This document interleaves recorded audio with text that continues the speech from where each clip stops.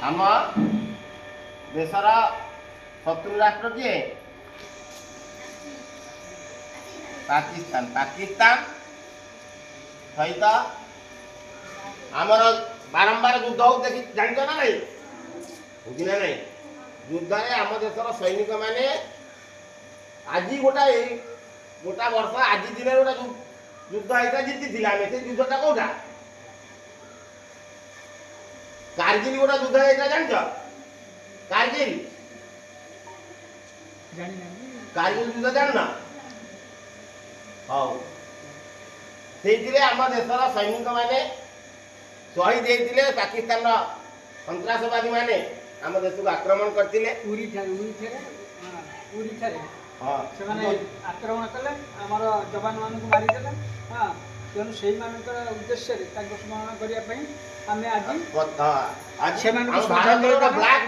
black day पालन हो सैनिक मान श्रद्धांजलि देवाई जेहतु सैनिक मैंने मरते गोटे मिनिट नीरव प्रार्थना सैनिक मान उद्देश्य जो आम देशपाई जीवन देते आत्मार सदगति गोटे मिनिट नीरव प्रार्थना तापर दीपटे जानीदेवा हम चिंतना नहीं जोग गुरु एवं जड़े कवि बुझे से गोटे कविता लेखिक आनी से शहीद मान उद्देश्य से कविता पढ़े एवं आज श्रद्धांजलि देवा क्या आम देशर प्रिय सैनिक मान बुझे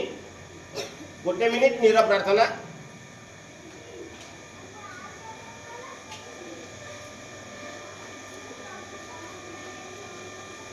सकरू बुली जा एक पिला जमी गला आमर एक नहीं जा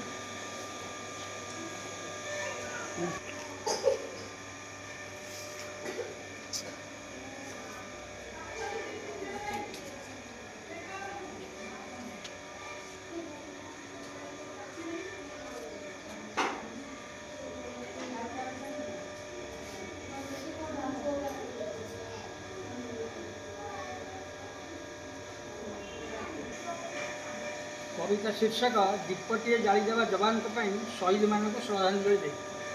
आमरी देशर सुरक्षा निमंते सैनिक जे नियोजित सीमार से जीवन को बाजी लगाई सदा जाग्रत स्वाधीनता बहु राजा प्रजा दे जीवन से ही शहीद को प्रणाम जनाऊ देशवासी राति दिन स्वाधीनता पर से पड़ोसी राष्ट्र पाकिस्तान शत्रुता आतंकवादी को से साथी करिछि जहाँ आम व्यथा आतंकवादी की सन्त्रासवादी को सीमा सुरक्षा बाहिनी दमन करने लड़ुंट निर्भय भाव में पुणी अतर्कित भाव आक्रमण कर सन्त्रासवादी उरी मारिदेले जो 19 जन से तो शहीद देश आमरी कमांडो पीओ करें सर्जिकल स्ट्राइक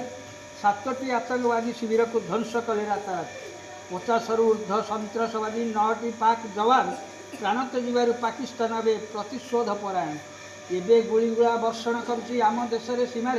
अस्त्र विरोधीर उल्लंघन कर प्रमाद गणे भितर भारत को ए सम्मुख युद्ध में पारिबनी पाकिस्तान लड़ुची सन्त्रासवादी साहाय्य बचाइवाई प्राण पाकिस्तान चीन हवा आउ किए जदि शत्रुता करेंगे आमर विजय सुनिश्चित हो धर्म न्यायर प्रभाव आम सैनिकों मनोबल वृद्धि आम सब कराइबा